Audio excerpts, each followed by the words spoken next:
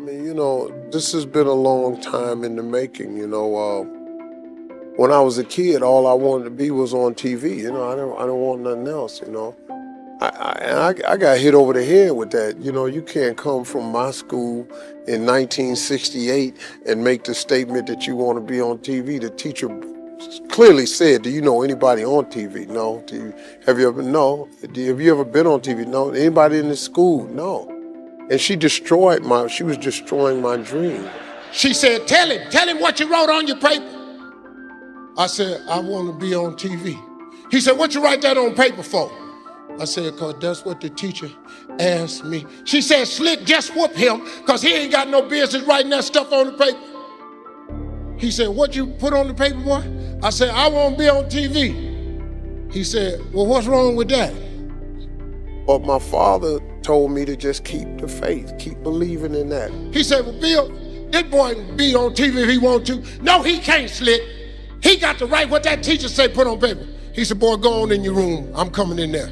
I said, okay, well, I'm getting a whooping anyway. So he came in the room. I started unbuttoning my pants. He said, hold on, boy. He said, what she wants you to write on that paper? I said, like a policeman or something? He said, well, take a piece of paper out, put that on paper. He said, now take that piece of paper, I won't be on TV, and put it in your top drawer. Take that down there and give it to that dream-killing heifer. And what I want you to do is every morning before you go to school, I want you to read that paper. And every night before you go to bed, I want you to read that paper. A lot of missteps, man.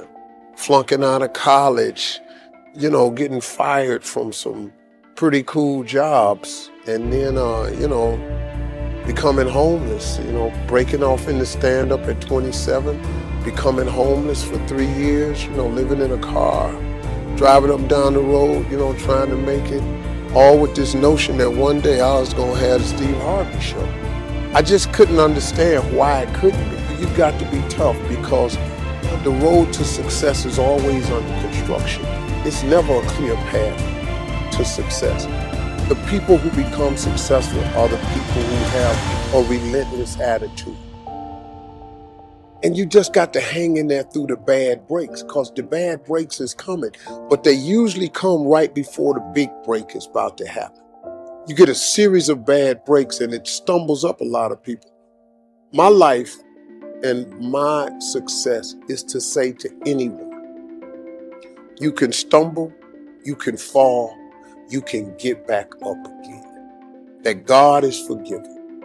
That no matter what you've done, He is forgiving.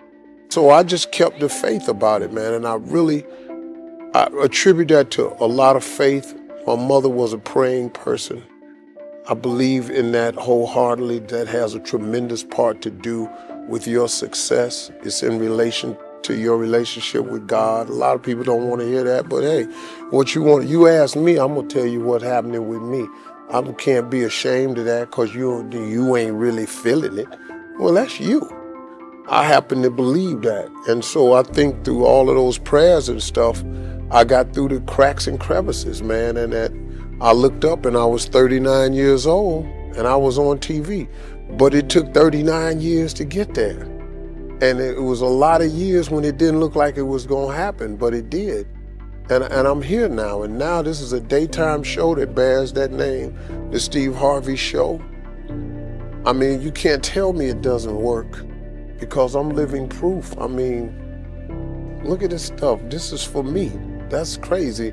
If you don't see the blessing in that, then the miracle at the same time, because the odds of you really getting here is very, very slim.